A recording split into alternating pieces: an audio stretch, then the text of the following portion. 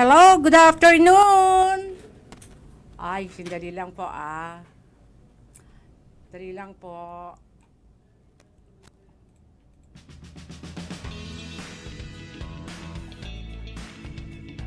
Hello, good afternoon.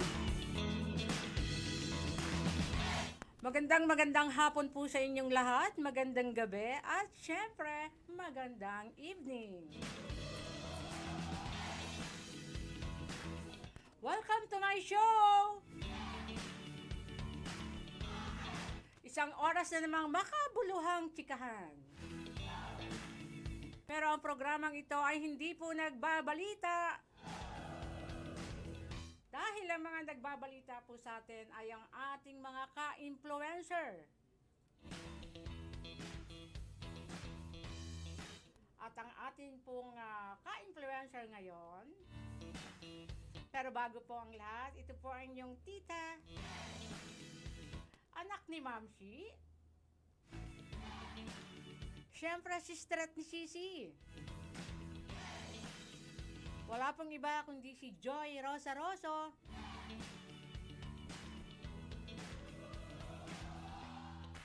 Pero naka-live streaming po tayo. I-type nyo lang Doha International Online TV.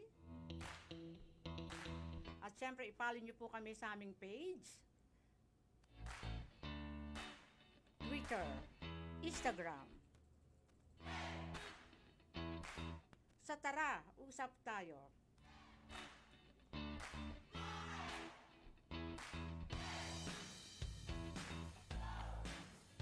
Maraming salamat po kahapon sa akin ka-influencer. Live na live po siya mula sa Hong Kong. Isang magaling na singer at magaling na businesswoman. Wala pong iba kundi si Miss Astra Gafor. Pero ngayon po, iba ang ating ka-influencer.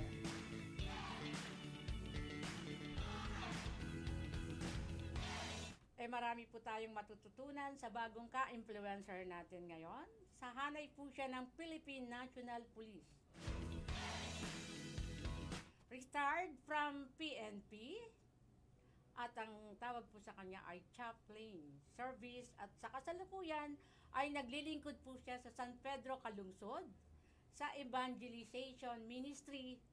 At tawagin na po natin walang iba. Magandang hapon po kay Brigadier General Father Oni Rosaroso. Magandang hapon po, Father. Magandang hapon, Tita Joy. How are you? At saka magandang gabi. Sa lahat na tagapakinig sa inyo, sa programa niyo, napakaganda. Kasi po, kaya ganun, Father. Meron po tayong nanonood sa California, sa Australia, sa Hong Kong, sa Japan, sa Madrid. Iba-iba po kasi yung oras. Wow. Kaya lahat ay sinasakop na natin. Kamusta po muna kayo, Father? Okay lang, Joy. Mabuti naman sa awan ng Diyos. So, I'm here. I am retired, but not tired. Still serving the community. Opo. And God, of course. Talagang hindi po talaga nakakapagod mag-serve pagdating sa ating mahal na Panginoon. Ayan. Yes. Ano po ang inyong ano po ang umunang inyong ginagawa sa ngayon mula nung inyong pagninilay-nilay, ano po ang ating ginagawa? Opo. Yeah, Joy, dito ako ngayon sa Danbantayan, Cebu, Cebu. So Cebu po Central talaga. Visayas. Cebu po Yeah, talaga Cebu. ang mga Rosaroso. Yes, yung Cebu talaga. Kayo, Cebu tayo eh. Yung ninono mo sa Cebu. Cebuano tayo. Cebuana ka. So dito ako sa Cebu ngayon at saka I am working for the Archdiocese of Cebu. No? After my retirement from the PNP Chaplain Service, no? Automatically akong nag-serve sa Archdiocese of Cebu. But I am here in my hometown, in our barrio, in our barangay, in Paypay, Dabantayan, Cebu, because we have a ministry here, mission. And we call this as San Pedro Calungsod Evangelization Ministry. or spam. Yes, Okay. spam. At busy tayo because we are also having an online ministry. Like for instance, Yan na po kasi we yung have nauuso ngayon, DIA. Father. Yan na po kasi yung nauuso, online, ano. Yes, dahil sa pandemic. So Pero, we are online. So, Father, yes. bago po ang lahat, meron lang kaming mga katanungan sa inyo para alam nyo naman, di ba? Kasi ang aming mga Okay. ka-influencer dito, like yung mga VIP kagaya ninyo na iba-ibang profesyon, kayo po kasi ang pinaguhugutan namin ng inspirasyon. So, ibig ko pong sabihin, gusto ko lang pong tanungin sa inyo, paano nyo po, ano po ang nagtulak sa inyo upang kunin yung dalawang profession? Ang inyo pong profession is kayo po ay naging general sa PNP, tapos kayo po ay pare. Paano nyo po, ano pong nagtulak sa inyo, bakit yung dalawang profession na ang kinuha ninyo? Yes. Unang-una, Joy, ako po ay pari. Pari ako sa Cebu. Mhm. Then, when the bishop of the military diocese Aha. asks our help, no? Because, chaplain service is a special ministry. It is a special ministry. This ministry is for soldiers or police officers. So, mahirap po So, bang pagsabayin yun? Mahirap pagsabayin yung dalawang profession na yan? Hindi naman, Joy, kasi ang trabaho namin sa PNP, Chaplain Service, is technical. Aha. Technical service po kami. So, ibig sabihin, we are focused on the value formation, spiritual formation of our police officers. So, nakafocus kami doon. No? We are not combatant, but we are on technical side. And we are in charge of counseling, giving value formations, administering the sacraments to the police officers and their families. So our job is for chaplains, yes, for priests, so priests for the police officers. Bihira po kasi yung may ganyang profession, Father, na PNP na, tapos pari pa. Yes. Actually, wala yatang masyadong kumukuha ng ganyang course. Sorry po Oo. Yun ang totoong PNP, Joy. PNP, Opo. pare naging police. Opo, di ba? PNP, pare naging police. Pare na naging pulis. Ayan. So, kung,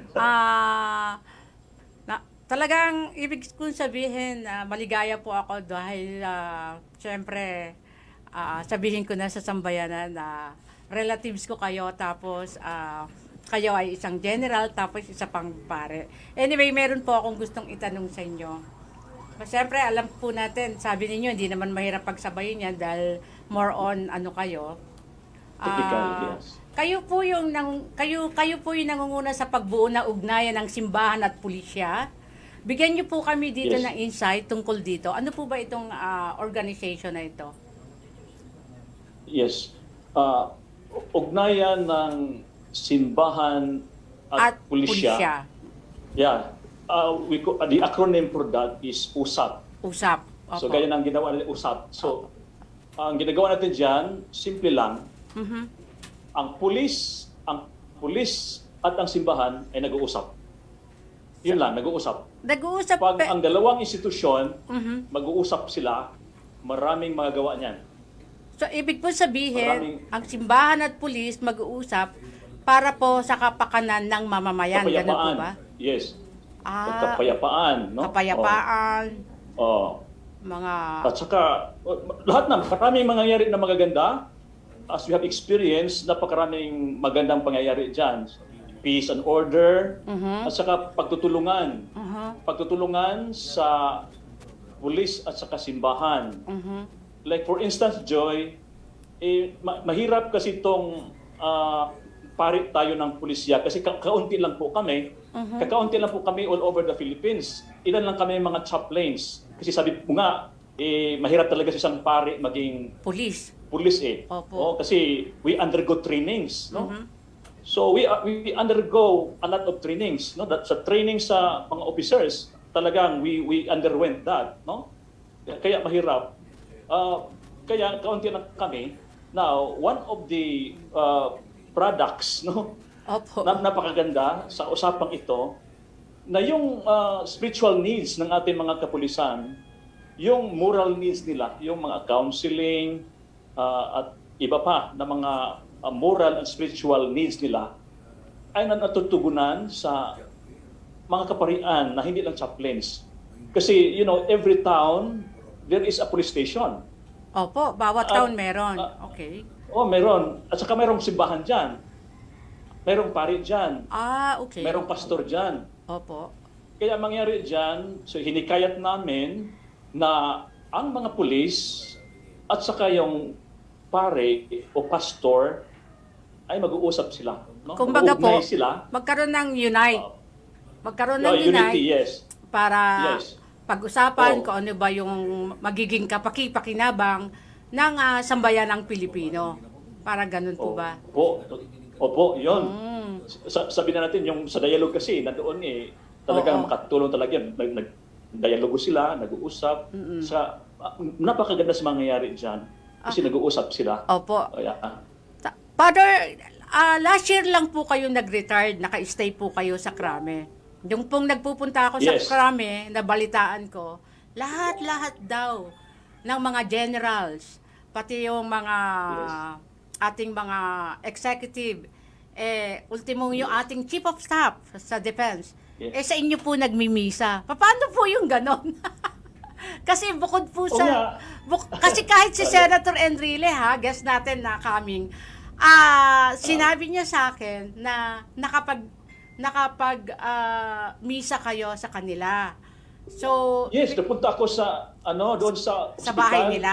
Doon kasi si Senator Enrile noon at Opo. saka ako nagpunta sa kanya. Oo. Ang tinatanong ko po, paano Ako po yung mga generals pagka nangungumpisal po? Medyo lang po Yeah, may mga opisyal Curious naman. May mga opisyal naman talaga. Marami namang general na talagang very religyoso. Ganun po ba? Marami sila, Joy. At saka nangungumpisal din sila. Aha. Nangungumpisal din sila. Oo, kasi... I remember pa nga, ilang beses yon na nagbigay ako ng seminar, value formation seminar, na ang umuunang nagkumpisal, yung commander talaga Okay. Nangumpisal siya. Nang siya nangumpisal, pagkatapos niya, ang lahat ay nagkumpisal. Kasi ang commander nagkumpisal Yun po Ang ba? lahat ng mga... Yung po bang mga Yes. generals, yung mga chief of staff, regularly talagang weekly nangungumpisal sila o calling Hindi, lang? Mag-attend ng mass. Opo. Yun talaga kasi yung mass, Sunday mass kasi yun ang requirement, no? Yun Okay. talaga, no? 'Di ba? Ang Sunday mass. So every Sunday, Chief PNP Opo. and the staff, no? The directorial staff will be there. Nagsisimba sila pag Katoliko sila, no? Opo. At saka yung ibang religion naman, yung mga protestante, nagsisimba din 'yan, no? So as far as my experience is concerned with regards to this, every Sunday ngayon si Chief PNP noon, yung Chief PNP namin doon, nang ako pa ay Nandun Deputy pa sa- Director ng PNP Chaplain Service, Opo. palagi nagsisimba. At saka yung ibang mga general dyan. Palagi Yun. yan. Kasi nabalitaan ko lang po yun. Anyway, talaga Oo. naman palang curious lang ako kasi syempre, 'di ba, pag mga general matitipuno yan mga chief of staff. Pero Yes. nabalitaan ko na nangungumpisal sa inyo, Yes. pag may mga okasyon sila, kayo yung tinatawag para magmisa sa kanila. So syempre Yes. bilang sasabihin ko ba? Ano sabihin mo? Pamangkin nyo, proud naman po ako tungkol doon. Of course, pamangkin, no? Pero tinitita kita kasi tita yung tawag sa'yo eh. Opo, Pero pamangkin ko si Father. Joy. Opo, Pamangkin ko Father. ito eh. So, Oo nga. yun po, di ba? So, nakikurious lang po ako kaya tinatanong ko. Pero sindali lang, Father, may babatiin lang tayo na nanonood sa atin. Nanonood sa atin yung aking ka-influencer kahapon, si Miss Astra Gapor from Hong Kong. At siyempre si Johnny Bergonya ba talaga? Hi to Johnny Bergonya, ayan. Tapos, Father, bukod po doon, ano po yung, nauso po kasi yung mga online mass. Kayo po ba nag-online mass din? O ano po ba ang... Kasi alam niyo naman, nung pandemic, di ba? Medyo ang daming kailangan natin ng social distancing. Kahit po ako nagsisimba ako, sa St. Peter Church, talaga pong hindi kayo pwedeng tabi-tabi. Talagang tatlo na lang sa isang upuan. Kayo po, yung online mass kasi nauuso, paano po ba? Ina-avail nyo rin po ba to? O ginagawa nyo rin? Yes, in fact, everyday akong nag-online mass dito sa House of the Holy Family of Nazareth. Itong tinayuan ko ngayon, atong lugar na ito. Ito yung pong pinapwestuhan nyo ngayon. Opo. Dito ako nagmimisa every 5:30 p.m. no? Philippine time. Araw-araw po yun. Araw-araw po ako dahil ang intention ko dyan, deliverance from COVID-19. So we need prayers talaga, especially the Holy Mass, no? To be delivered from the virus and other calamities. Okay. Yeah. Okay. Ngayon po, Father, yung panahon ng pandemic, ano po ang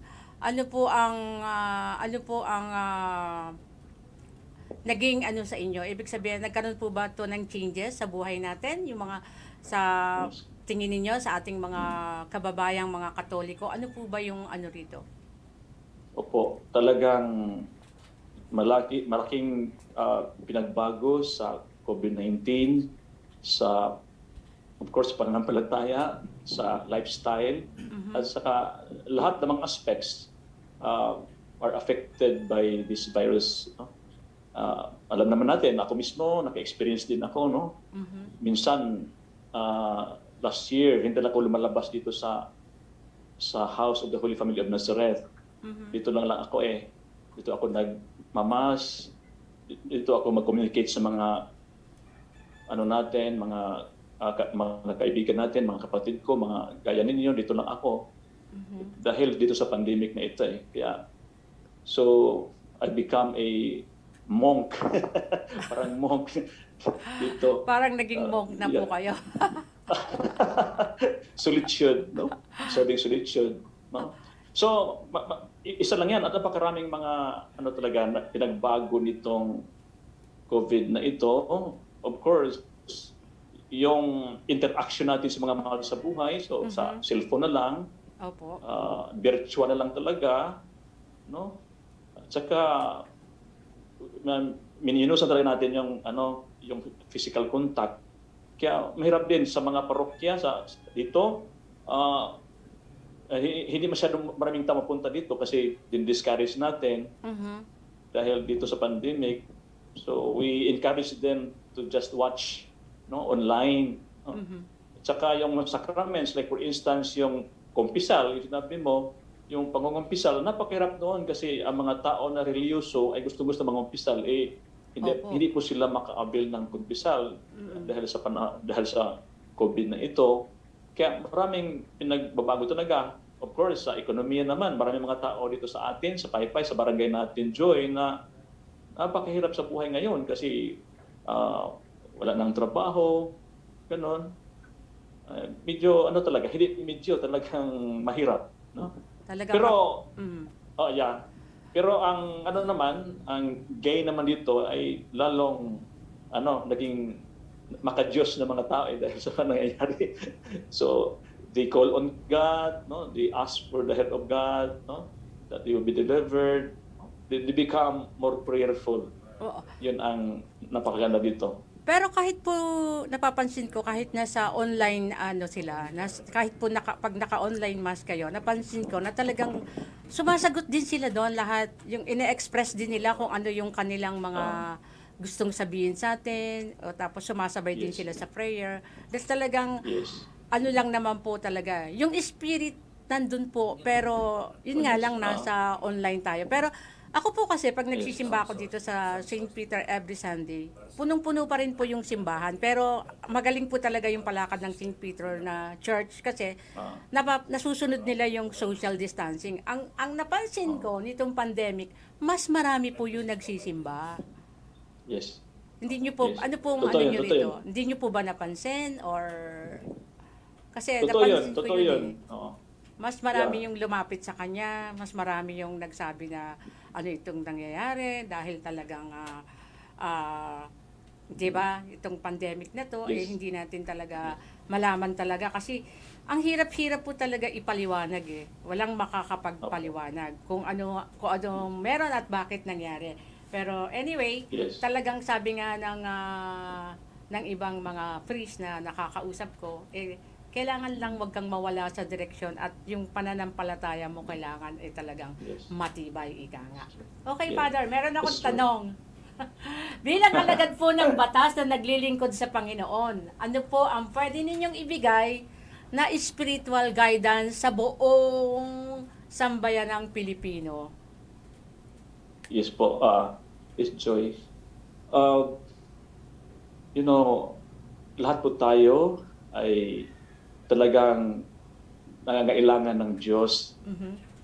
Kasi hindi tayo naparito lang sa mundo by accident, no?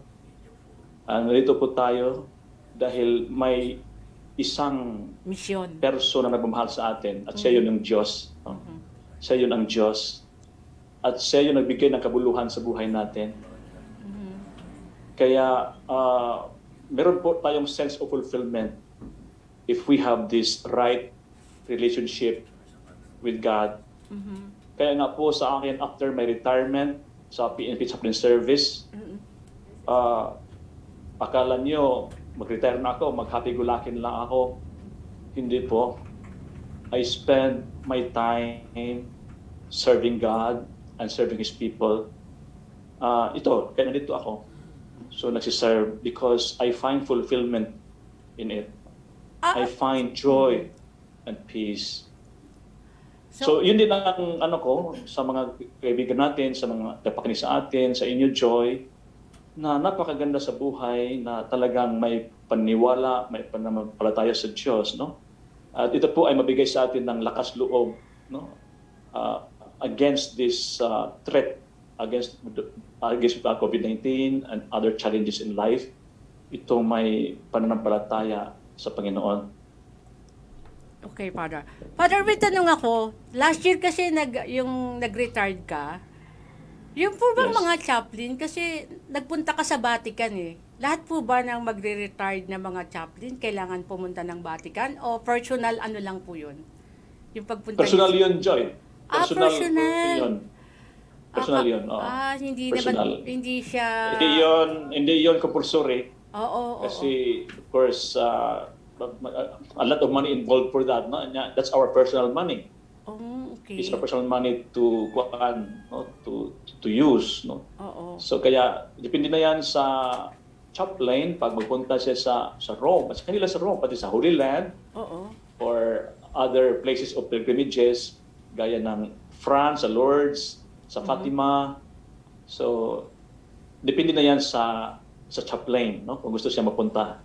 But we have lots of chaplains na talagang napunta doon and they use their own money. No? Hindi po sagot ng their own money. hindi po sagot ng Hindi po yung sagot sa gobyerno kasi ng hindi yan pwede. gobyerno sa Bawal yan. PNP. It's a personal money. So, yun. Akala ko lang po, na-confuse lang ako kasi nung magre-retired na kayo, syempre, naka-monitor. Meron kasi tayong mamaya po lahat ng Rosa Rosso Clan manonood. Sabi nila, kung di man sila makapanood ngayon ng live sa atin, sila, manonood sila ng recorded na.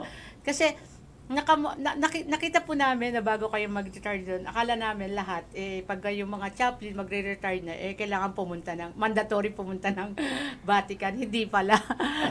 Hindi pala sagot ng yun. Sa akin lang kasi may budget ako nagbinadgetan ko talaga yun Oo, pinag-ipunan niyo talaga. Holy Land, Rome. Tsaka ako Father, i-grab ko tong opportunity na to. I'm very thankful kasi syempre sali ko lang yung sarili ko. Hindi po ako lumaki sa parents ko. So, kaya ko po nakita yung mga Rosa Rosso dahil po sa inyo. Maraming salamat po. Yes. Kasi alam Yes, niyo I'm naman happy to- na ang nagpaaral sa akin, ibang tao, at saka hindi naman niya ako dito pinag-aral. So, yun.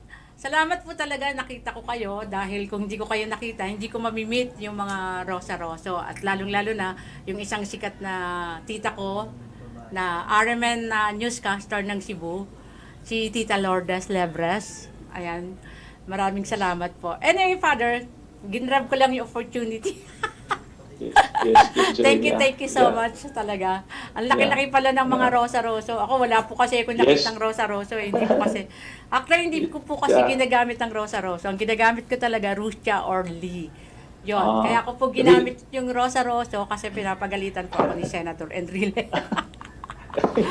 Yung sa Rosa naman talaga, yung father mo, cousin ko eh. Sabi niya, Rosa-Roso. kailangan gamitin mo yan. Rosa-Roso. Naku, magkakalitan ako. Teka, ibahin na po natin. Baka ma-biodata ako rito.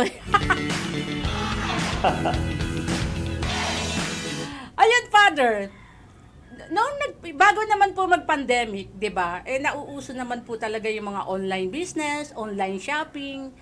Tapos nung nag-pandemic na nga, last year kasi yung pandemic, ang ano niya, nung sabing magla-lockdown na kasagsagan March 14, 15, 16. So 16 nag-lockdown na talaga 15.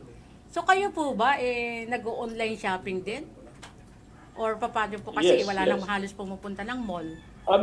Pero ang nag-ano ko yun ng online shopping ngayon ng pandemya, dahil itong mga gadgets natin sa live streaming, talagang i-ano natin sa online.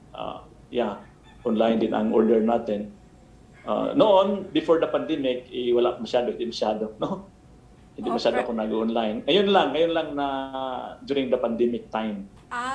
Before, Yeah. hindi naman. So, dito na lang pong recently kasi nga nag-pandemic. Yes. Okay. Yeah. So, doon naman, Father, sa bukod dyan sa lagi kang nagmimisa ng tuwing hapon na 5 p.m., di ba meron Yes. din sa Kalungsod? Ano po ba yung naging ginagawa natin dito? Napakaraming ginawa-gawa namin itong mission natin, yung ministry natin. Kasi we form young people, we gather them from time to time at bigyan natin ng spiritual nourishment, formation seminars. So I have with me my team. I have now my team with me, and they are very active, in this ministry. Itong Servi Amores community natin. Dito po sila. Ka-team ko sila. Actually, dalawa yung natin, yung houses of mission houses natin. Ito po yung nandito ako ngayon sa House of the Holy Family of Nazareth. At ito po yung isang seminaryan natin sa Servi Amores. At saka yung isa, yung sa San Pedro Calungsod House of Spirituality. Mission house din yun, yung malapit sa beach. Nandun po yung mga natin, mga madre natin. So we are a team, in taking care of the young people here in the far north district of the Archdiocese of Cebu, sa northern district of Cebu. Opo. So, paano po yung mga activities nyo? Nagmi-meeting kayo? Zoom meeting? Napakarami. Paano po yung mga activities meron ginagawa? tayong mga recollections, meron tayong formations, recollections, formations, mga activities, prayers, walk for Mary, vigil, napakaraming ginagawa natin.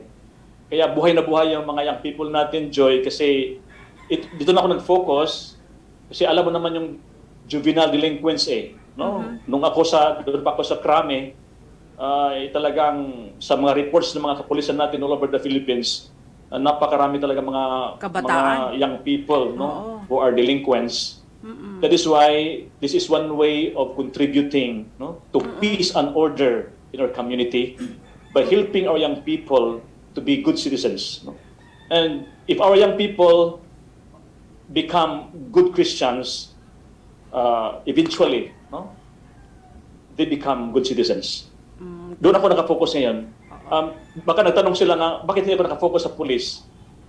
Okay, marami naman tumutulong sa mga pulis ngayon. Of course, napakarami mga fit-based groups na tumutulong sa mga pulis ngayon. Tumutulong din ako.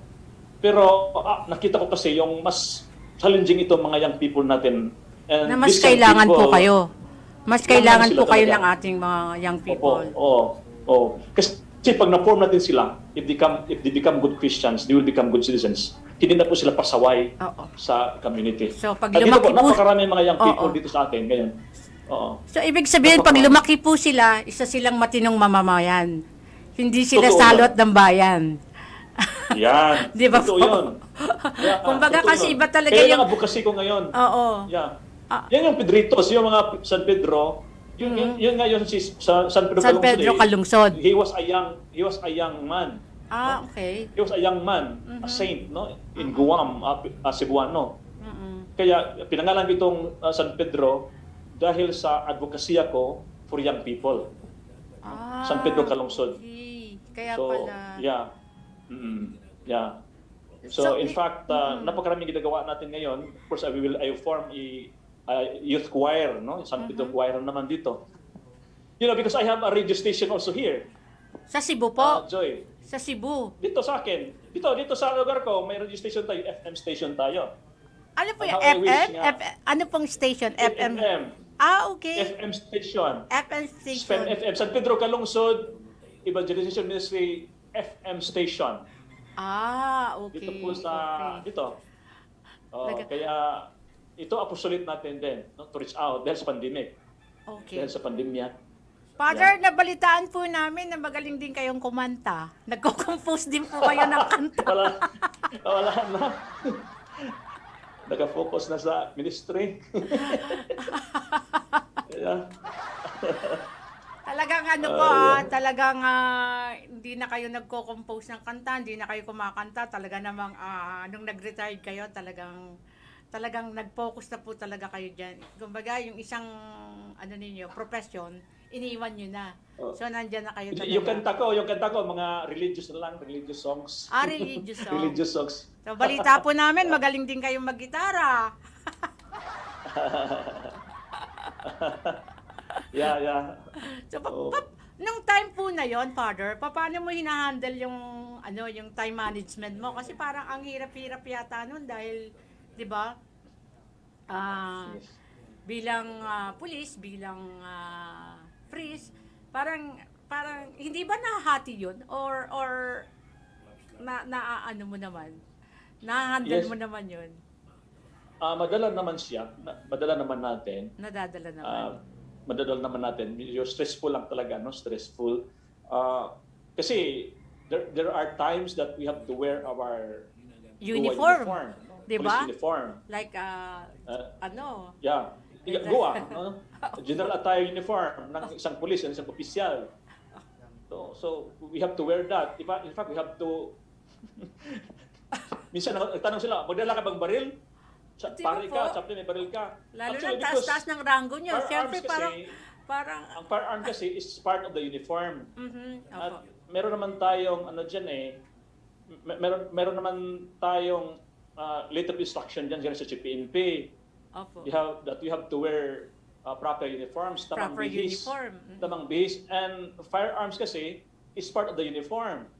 That is why we chaplains, no, as we wear uniforms, para kompleto siya, tamang bihis, para hindi kami madimirit, we have to also to carry with us our firearm service firearms.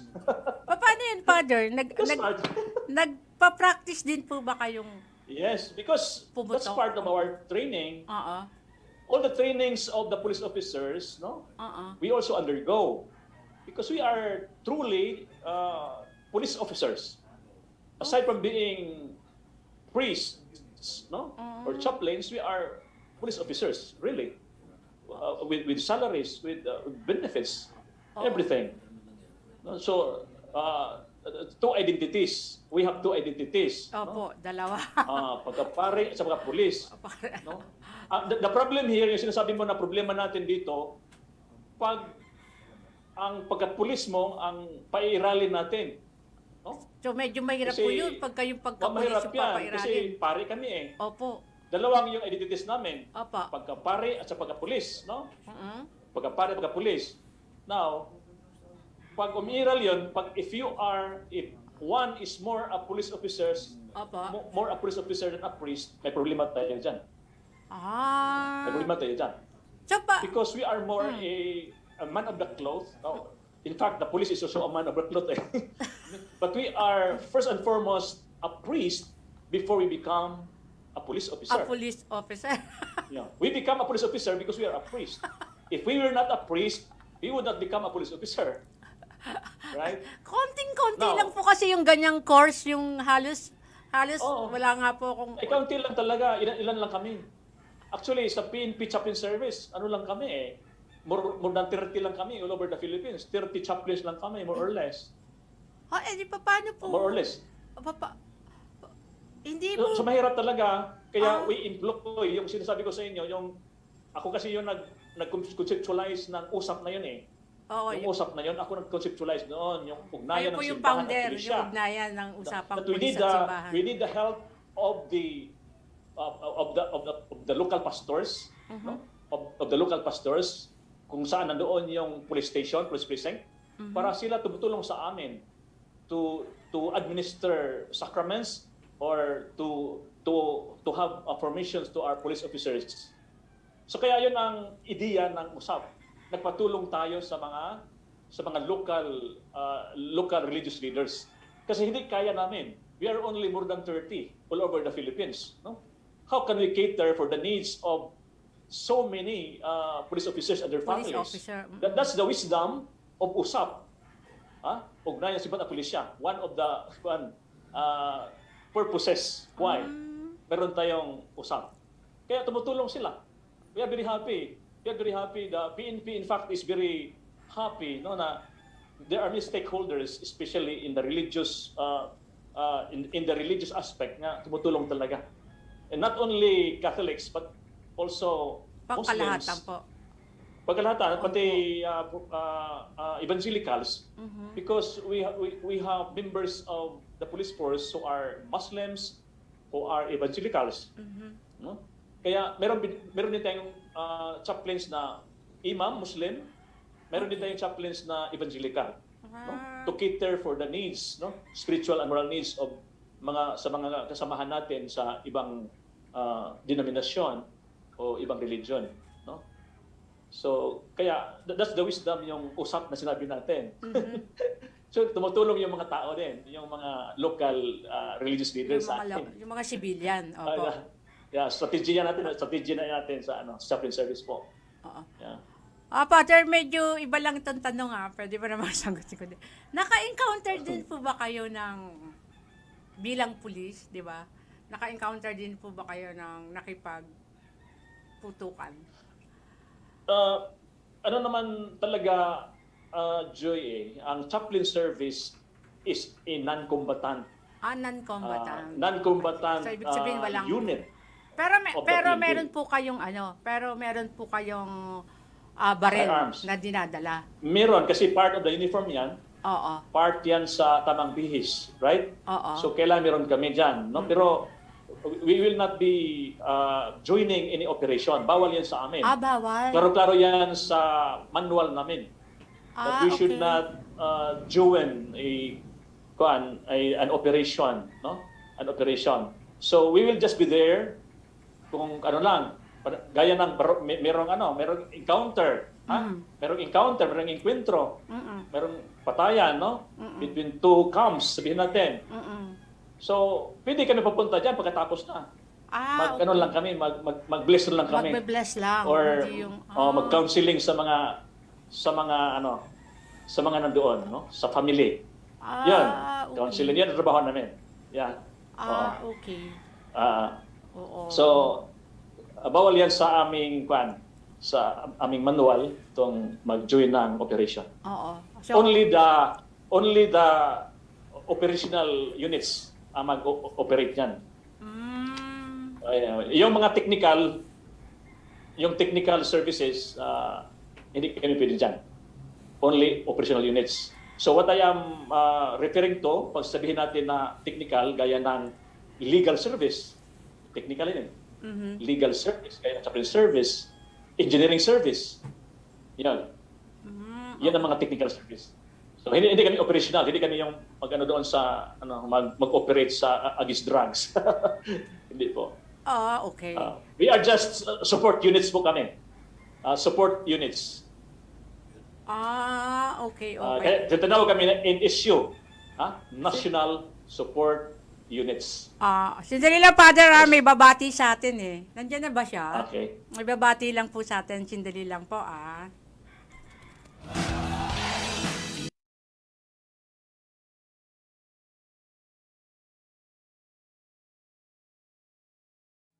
Binabati natin ang bumubuo ng programang Tara, Usap Tayo sa pangunguna ni Miss Joy Rosaroso. Nawa ay tangkilikin ng publiko ang inyong bagong programa. Congratulations po sa inyo. Sa lahat ng Pilipino saan man sa mundo, lalong-lalo na sa ating mga mahal na OFWs, sa magandang araw po sa inyong lahat. Gaano ba kahalaga para sa isang OFW ang may regular na nakakausap? Gaano ba kahalaga para sa pamilyang OFW ang may regular at maayos na komunikasyon sa isa't isa? Sabi nila, lahat ng bagay ay nadadaan sa mabuting usapan. Kaya naman sa isang pamilyang OFW, ang regular na pakikipag-usap ay isang paraan upang maibsan ang kalungkutan at pangungulila o makapagbigay ng lakas at inspirasyon sa bawat miyembro ng pamilya. Sa ating mga mahal na OFWs na kasalukuyan nagtatrabaho sa ibang bansa, alamin po ninyo ang mga contact details ng ating embahada, konsulada o polo na nakakasakop sa inyong pinagtatrabahuhan. Handang makipag-usap po sila sa inyo, ang ating mga kasama sa gobyerno, ang aming mga welfare officer ng OWA ay nakahandang makinig, magpayo at makipag-usap sa inyo anumang oras. Sa mga pamilya naman na naiwan dito sa Pilipinas, meron mga regional offices ang OWA na pwede ninyong tanungan o hingaan ng tulong kung kinakailangan. Huwag kayong mahihiya dahil may makakausap kayong bihasa sa inyong dialekto sa ating mga regional offices. Pwede rin namang tumawag sa OWA Hotline 1348 para sa mga katanungan tungkol sa mga programa at serbisyo ng OWA o kung may nais kayong ihingi na tulong. Maaari na naman po kayo makipag-ugnayan sa amin sa OWA gamit ang aming social media accounts. Hanapin nyo lang po ang account na OWA Official sa Facebook o YouTube at sasagutin namin ang inyong mga mensahe. Sa inyo, mga mahal naming OFWs, lagi po ninyong tatandaan, bukas po ang aming linya para sa inyo. Kaya, tara, usap tayo. Congratulations po muli, Miss Joy Rosarosa at sa inyong mga hanay sa bago ninyong programa na ito. Maraming salamat po.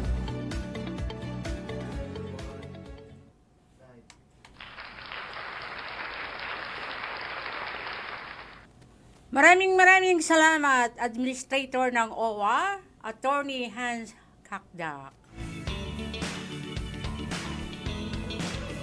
At syempre, balikan po natin ang ating ka-influencer. Na wala pong iba kundi si Father Oni Arojado Rosaroso. Ayun, Father, balikan kita. Hello, Father. Yes, Oo, ayan. Joy. Ayan. Yun po ba, originally talaga, yung mga Rosa-Rosa, taga Cebu. Sorry po, hindi ko po talaga Opo. alam. Talaga Opo, originally. Cebu talaga. Yeah, Cebu talaga, Cebu. Cebu. Cebu. Pure Bisaya po o may lahing Yes. Spanish? Cebuano, pure Bisaya tayo. Hindi po kasi ako marunong. Bisdak. Sorry po, hindi po kasi ako marunong magbisaya. Mukha ka mistisa. Hindi po. At saka pay talaga, Joy. Mm. Pay Bantayan Cebu tayo, ang Rosaroso. Ano po yung... Dito po yung ano. Oo. Ano po yung pwedeng sa Paypay, sa Daan Bantayan po, di ba? Ano po yung mga Yes. tourist destination doon, Father? Napakarami. Marami tayong tourist destinations dito, gaya ng Candaya Beach Resort. Mhm. Candaya Beach Resort sa Danbantayan. Malapascua Island is from Danbantayan. It's in Danbantayan. I mean, sa Malapascua Island. Doon mayroon din tayong Carnasa Island. Napakaraming island na magaganda dito. Tourist spots po sila. Ano po yan? Kasi alam naman po natin, yung pandemic, kasagsagan ng pandemic, napakaraming naging positive sa Cebu. Ngayon po ba medyo Yes. open na ang medyo open na siya, but kailangan pa rin, of course, we have to observe the protocols. Protocol. So nakamask pa rin, social distancing, pero pwede na sila makapasok, pwede na sila makapunta sa gusto nilang puntahan, no? Pero we have to wear masks, no? And observe social distancing. No? Kaya dito sa atin, yung itong mountain kasi ito, may nagpunta na rin sa atin dito, yung mag-pray dito, mag-pray. So we allow them, but they have to wear masks and they have to observe social distancing. Tanong ko lang, Father, ano po yung lugar na pinupuntahan doon sa Daan Bantayan? Yung parang tore, parang sagrado yung lugar? Meron bang Dito ganun? yan. Dito yan sa akin. Sa akin dito. Diyan po ba? Ano tawag po dyan? Sorry po. Ano po tawag dyan sa... Ito ay, actually, maging shrine na po ito, maging shrine of the Holy Family of Nazareth. Pero ngayon po, ano pa muna, house muna, kasi dadaan ito ng proseso dadaan itong proseso bago ito maging shrine. No? So, nag-uusap kami ni Archbishop Palma at saka yung Board of Consultors ng Archdiocese of Cebu at sinabihan ako na mientras tanto, House of the Holy Family lang muna. Pero eventually, this will become a shrine of the Holy Family of Nazareth in Paypay, Bantayan, Cebu, here. Pero pinakikita na po sa internet na napakaganda ng pagkaka-develop sa kanya. Pinagawa po ba yun? Pinasadya po ba? Yes. Okay. Yeah.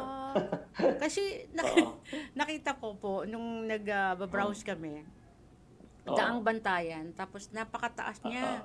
Tapos talagang parang ano siya talaga. Sabi ko napakaganda ng lugar. Yung pala dyan pala yan sa place nyo mismo. So, place natin. Punta ka dito. Kailan ka punta dito? Lahat po nung guest ko, pinapupunta ko. Pag medyo okay na po, sana... Okay na.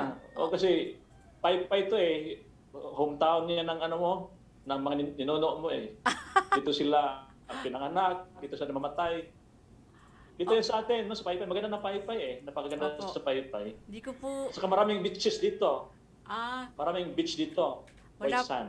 Yeah. Sorry po, wala po kasi ako nakilala sa mga ninuno. Kilala tayo Opo, kayo po. At least kasi kaya nyo naman ako nakita dahil 'di ba nung nasa PBS ako, Radyo ng Bayan.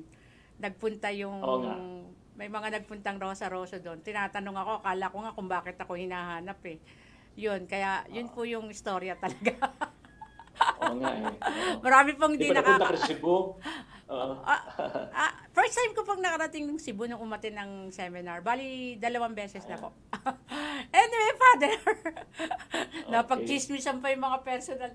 Anyway, Father, ano po yung pananaw natin sa vaccine? Kasi, di ba, lumabas na yung vaccine, may Moderna, may Pfizer, may Sinovac, may AstraZeneca. Kayo po, ano pong pananaw nyo dito? Kayo po ba ay willing magpa-vaccine or...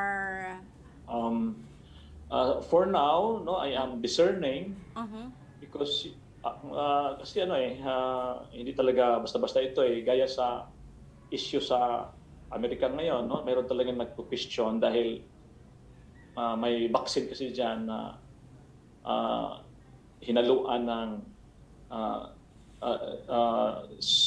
lines ng fetus ng aborted babies. Meron kasi ganun mga issue.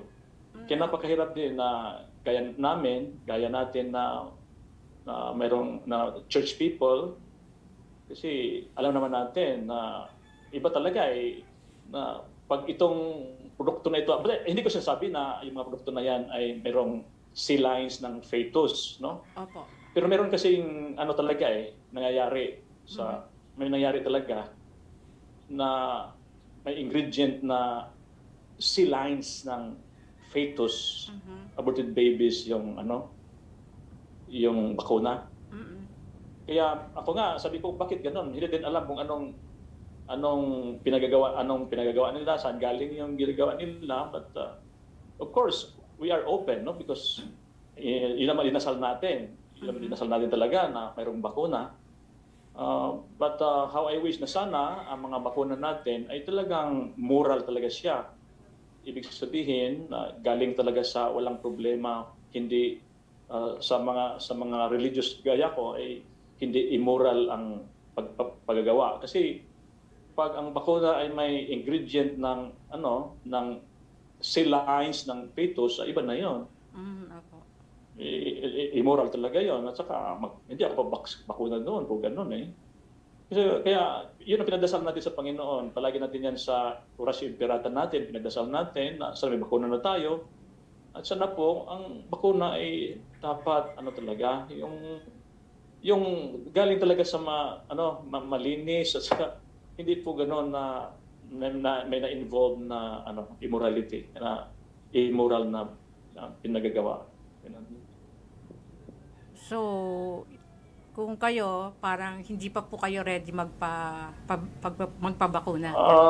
Ngayon, nag-discern pa ako eh. Nagdasal pa ako ni Lord kung ano ba talaga. No? Pero I'm still listening, weighing things over. Research. Weighing things over.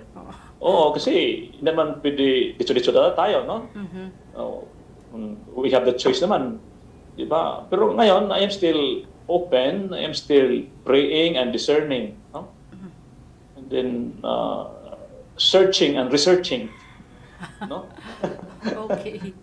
Okay, Father, baka parting word po para sa ating mga kababayan. Okay. Mga kababayan ko sa buong mundo, I'm very happy to be here with Joy, no? Na nandito ako, nakausap ko siya, at saka para din sa inyo. I'm very happy that to be called one of the influencers sa inyo. Sana po na-influence kayo sa magandang asal. At saka kasi I am now advocating Joy. Maybe can you allow me to invite our listeners, Joy? Kasi meron akong pinaghirapan namin talaga itong yung guide, SPEM Online Guia. SPEM Online Guia is San Pedro Calungsod Evangelization Ministry Guia or guide to all the people, to young people, to old people. So meron na kaming 3 episodes ngayon. 3 episodes. Napakaganda po. And napakaganda, very rich in lessons sa mga kabataan. Sa online din po ito. Online din online po. Just go to our Facebook account na Gia. Just Gia. Gia. Makita niyo po yung parola. Parola yung sign natin, yung natin, icon natin, parola, Gia yan, guide. So nandun po yun, napakaganda mga istorya. Ako po yung doon, ako po yung director noon, at saka may mga madre po tayo na tumutulong sa atin. Napakaganda, napakaraming lessons na makukuha po natin. Okay. So please go to Gia, no? SPEM Online Gia. Okay. Makatulong po ito, lalo sa mga Pilipino. At saka meron tayong subtitle na English dyan. No? So, salamat Joy for giving me. At Father, isa na lang po, alam po naman natin sa buong mundo, napakarami po nating mga OFW. Ano po yung ninyong ibigay nila na spiritual guidance po sa kanila, kasi alam niyo naman ating mga OFW, karamihan sa kanila na-homesick at hindi natin sila nakikita, hindi nakikita ng pamilya. Sana po isama ninyo siya isama sa inyong mga dasal. Yung ating mga OFW sa mundo. Ano po? Yes. Sa mga OFW, I will pray for you. No? My team here, our community, the Serbia Amaris community, and I will be praying for all of you. We have daily mass here, online mass here in our chapel, and 5:30 p.m. and we will offer this for you, no, for your deliverance, for your endurance, for your good health, no? And ang masabi ko lang din sa inyo na please hold on to our faith, no? Have faith in God, no? And spend time in prayer. Ito lang po yung panlaban ng lakas loob. Panlaban natin. Kasi yung kalaban natin hindi natin makita, yung COVID-19 na yan, hindi po natin makikita. Kaya kailangan natin ang dasal, kailangan natin ang Diyos, no, na tutulong sa atin. So huwag tayong magpawalan ng pag-asa, kasi pag mawalan din ng pag-asa, we will be depressed and ma-deteriorate tayo dyan. Huwag kayo yan. Do not be negative. Be positive. Pray, no? And have a positive outlook in life. No? God is there. No? God will deliver us. No? Read the Bible or read the Quran or whatever religion you are in. So read the scriptures, no? And makatulong po yan. No? Just focus on the Lord. No? Huwag masyado yung mga... Kaya maganda itong programa mo, Joy, kasi ito po ay mag-influence ng ng magandang positive outlook ng mga kababayan natin. Kasi medyo kung palagi tayong bad news, mga news na hindi magaganda, maka-depress po yan, I will tell you. Maraming na-depress, maraming nang nag-attempt ng suicide nga dito. At saka that's a phenomenon. Kaya minsan, we have to have a healthy outlook in life. No? Hindi tayo masyadong magpa-negative. At saka Okay pag po. palagi nilang negative yung mahirap. So be positive. No? Okay po, Father. Kaya, have faith. Oo. Yes? Okay po, at maraming salamat po, Father. Hindi po ito yung una't huli, ha? Hindi po ito yung una't huli. Ganun ba? Oo. Maraming Ikaw salamat dito, po. ako bahala sa'yo dito. Maraming salamat po. Bye-bye. You're welcome, Joy. Bye-bye. Salamat din. God bless you. Opo, salamat. God bless. Bye-bye. Yan po ang ating ka-influencer today. Wala pong iba kundi si Father Oni Arojado Rosaroso. At syempre, alam po naman natin, ang Doha Energy ay nagbubukas po sa atin ng pintuan, nagbibigay po sa atin ng mga opportunity, nagbibigay po ng trabaho papunta sa abroad. Ano po ba ito? Ang ating pong mga destination ay papunta po ng Qatar, papunta po ng Kuwait, papunta po ng Saudi Arabia. Pero ang lagi pong pakiusap ni Doha, ang hinahanap po namin ang age bracket ay 23 years old to 40 years old. Pero sana po kung mag-a-apply tayo ng trabaho, ay meron na tayong passport. Kasi ang sinasabi naman natin, personal document natin ang passport. Kasi mas mabilis po kung meron na kayong passport. Pero ihahanda po kayo ni Doha, ibig sabihin, bago po tayo sumabak sa gera, bago po tayo pupunta, tayo ay handang-handa na. Yung mga nagtatanong, meron bang placement fee? Wala po. Meron bang salary deduction? Wala po. At kung namumroblema dahil nandito ako sa probinsya, malalayong lugar, makipag-ugnayan lang po kayo sa Doha at meron din pong solusyon na ibibigay sa inyo dahil meron pong mga nakahandang akomodasyon. Habang nag-aayos po tayo ng ating mga papeles, umaattend tayo ng mga seminar, pumupunta tayo sa OWA, sa TESDA, sa PUEA, lahat po yan ay i-assist tayo ni Doha. Kumbaga, bago tayo pakawalan, ay handang-handa na tayo. At sa mga nagtatanong, magkano ba ang sweldo? Ang sweldo po na binibigay ni Doha ay $400. Yun po ay 20,000 pesos. Alam nyo, kahit naman saan tayo dito pumasok na kasambahay, hindi po natin kikitain yan. Dahil wala pong salary deduction yan, buong-buo ninyong makukuha pag kayo po ay nakapagtrabaho papuntang abroad.